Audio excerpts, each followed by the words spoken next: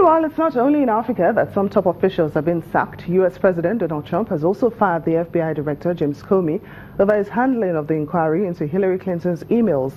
But a South African lawyer, Thuli Madonsela, who once headed her country's anti-corruption body, is not comfortable with this decision. Ms. Madonsela, who is now teaching in the United States, led to investigations into alleged corruption involving President Jacob Zuma. She was able to release 2 highly critical reports. And in a tweet, she says that in South Africa, the president would never have gotten away with sacking her. Mr. Comey was leading an investigation into alleged ties between the Trump campaign last year and the Russian administration. So let's get more on the story from a legal practitioner, Mr. Chukwuemeka Eze, who joins us live on the program. You're welcome to the program. Thank you. Now, President Donald Trump's sacking of the head of the FBI has led some people to question just how advanced the American democracy is. One would have expected this kind of thing to happen only in Africa and not in the United States. What do you make of this? What I make of it is that Donald Trump is not a usual president. And most people have seen it coming, that he will undo what has been traditional within the American society. So Trump will not stop here. We should expect more drama from Trump in the course of his presidential bid.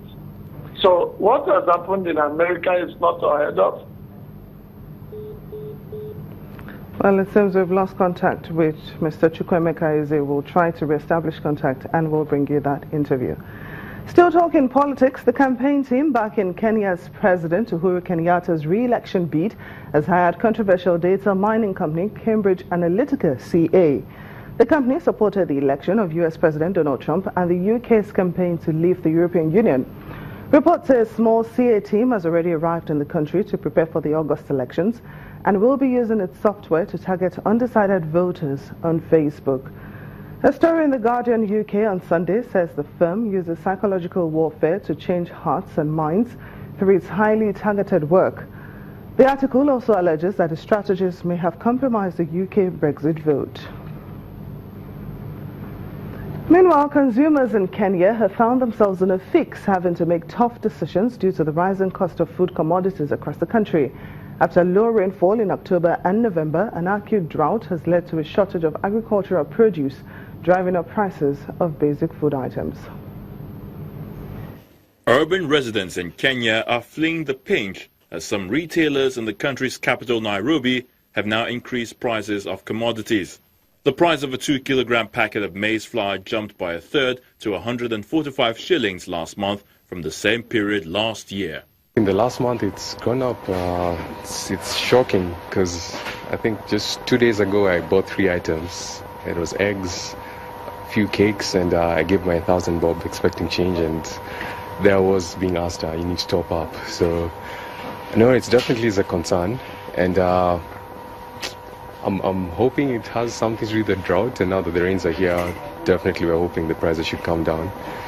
But based on past experiences, it comes down marginally, not to the same level that it went up. So I guess we just need to get used to these new prices, new standard of living. Year-on-year inflation was at 11.48% in April, slightly above the government's target range. Data from the Kenya National Bureau of Statistics show that prices of food and non-alcoholic drinks have increased 16.5% year-on-year, directly affecting the shelf price of staples such as maize flour and milk. This segment accounts for 36% of Kenya's inflation.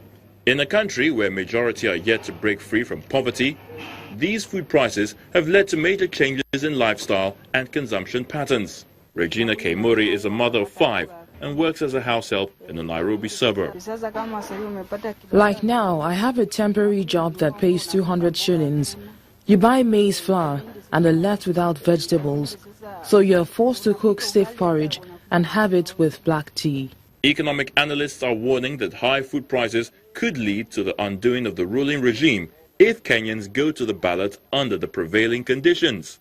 Kenyatta is running against veteran opposition leader Raila Odinga, who is stoking widespread anger over rising food prices. According to the KNBS, the average price of 1 kilogram of sugar rose 21.61% year-on-year last month to 136.45 shillings. What actually happens is, you have friends and acquaintances who are well positioned, who quite often are funding the political parties, and they're able to get the licenses from the authorities to import sugar. Now, they don't want to import sugar when the differential is $1 per ton. They want to import it when they're going to make windfall profits of hundreds of dollars per ton. So what do they do? They wait for this type of situation, allow this squeeze to happen like we're having now with our prices so high, international prices so low, and boom, they come in and take the profit.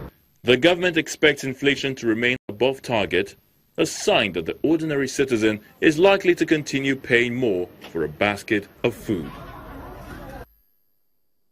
An audit by Tanzania's main referral hospital, Muhimbili, and the National Examination Council has found that 134 workers at the medical institution hold fake secondary school certificates.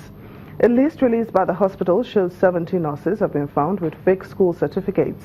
Other departments affected are surgery, IT, and human resource. The hospital has given the workers an ultimatum of 5 days to leave their jobs voluntarily or risk facing legal action.